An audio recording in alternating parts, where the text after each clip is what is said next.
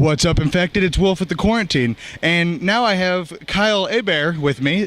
He voice acts Teen Gohan, Ryu from Street Fighter, Kamina, and a whole plethora of other characters that you probably know and love.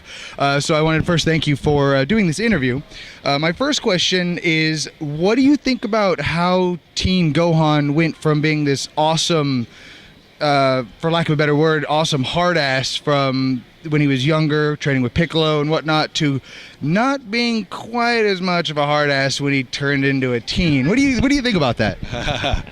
Well, you know, the part of me is just like, as a fan, I'm like, come on, let's show the potential that the poor kid has gone through, and let's see a true evolution. You know, this is what he's been fighting for and working towards and training towards and everything. And to just kind of snip it and just delegate him into an entirely different direction. You know, nothing wrong with being a family man and all that, but if Goku could juggle parenthood and saving the Earth, I think Gohan...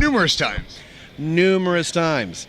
That is very, very true. But the other part of me, the actor in me, is just grateful that I had the opportunity to play him, no matter what happened to his character. Because, you know, I'm a fan of Dragon Ball Z and Dragon Ball in general. I started off as a fan, and getting to work on the show itself is amazing. I was a fan of the show first, and then that's my first professional voice gig. So I'm forever grateful to Akira Toriyama. And it's amazing, which kind of leads me into my other question. What does it feel like playing such amazing, iconic characters such as Gohan, even though later half of the life not so awesome, but such awesome characters such as Gohan and Kamina, which is from my probably second favorite anime of all time. What's it like playing a character that iconic?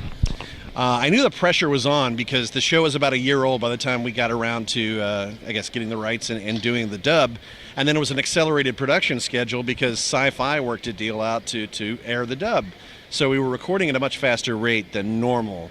But I think everyone brought their A game. The cast did great, and the show did phenomenal ratings on Sci-Fi. And it re-aired several times, and the DVD sold well too. And I knew that the fans were into this show from, like I said, that year previous, and he was a fan favorite character, and I knew that the pressure was on to bring something that the fans would like, and you know, to do the character justice. And hopefully a majority seemed to be like thumbs up about it. I mean, some of the hardcore otaku is like, no, that's not him.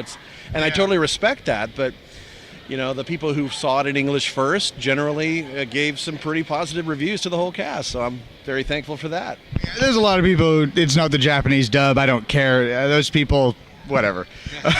What was your, on the note of like Kamina, what was your inspiration for such a manly, over-the-top, just amazing character such as Kamina? I know it's going to sound weird, and it may alienate some people, but his inspirational go-get-'em attitude is very similar to the Great Saiyaman. Think about it. Fair enough. That's right. Guardian of the city, I am the Great Saiyaman. That's the way Team Gurren rolls. It's like, wait a minute, that's the same voice. What? It's the same actor, so not a far stretch. Fair enough. Do you have any funny stories from the studio while recording? Just generally, I mean, we don't get to rehearse ahead of time, so naturally there are blooper-tastic sessions all over. Tons of audio blackmail-worthy takes that will probably end up ruining our careers at some point. What do they do with those? Oh, they save them. They save them and play them privately. Hopefully they don't blackmail. Yeah, exactly. Audio blackmail. Guy, girl, doesn't matter. We're all tremendously obscene people. Right. Do you like doing video games or anime and shows and stuff better, or is there a difference at all? Actually, my favorite type of voiceover project is a prelay or an animated cartoon, just something that is done in North America because you record as a cast. You get to be in the same room with everyone else. Everyone has their own mic, their own stand, their own scripts. And we get to play like radio play style. Everyone gets to watch each other perform and bounce off each other's performance and make it a little more authentic and everything. With anime and video games, you're by yourself. You're recording solo, and you're usually constricted to timing of either Japanese audio typically, or In the case of anime dubs, you're restricted by the lip sync. Oh, yeah. Yeah, but of course, anime is already done, so it's like, hey, we get to see the finished product on screen, whereas the cartoon, you could be waiting 2 or 3 years before you see your work, because, they got to ship it off to another country to be animated and waiting for it to come back. Yeah, I could definitely see that. It'd be a lot easier so you can see it right there. My last question, do you have any advice for anybody who's wanting to get into this kind of profession of general voice acting and whatnot? Do you have any advice for any of those, anybody that may be watching this? Absolutely. I think it's important that whatever sort of vocation or career you're interested in, take baby steps every day, every year towards reaching that goal. Are you guaranteed success? No, it's a risk. Will it pay off? Well, you got to believe in yourself, like Kamina says. You really got to believe in the Kamina that believes in you. But really, seriously, confidence is key. Also, location is key. You got to be where the work is. If you want to do video games, cartoons, anime, Los Angeles, the West Coast is the hub for that stuff.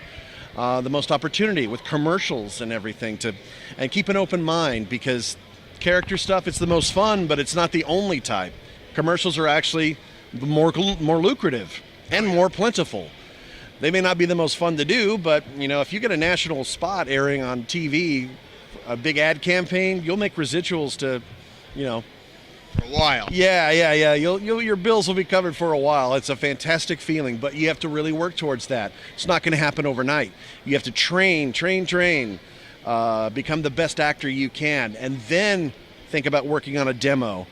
You'll work with acting coaches to make sure that demo shines and represents the best of what you have to offer as an actor. And then you look for an agent, and you continue to network and meet people in the industry.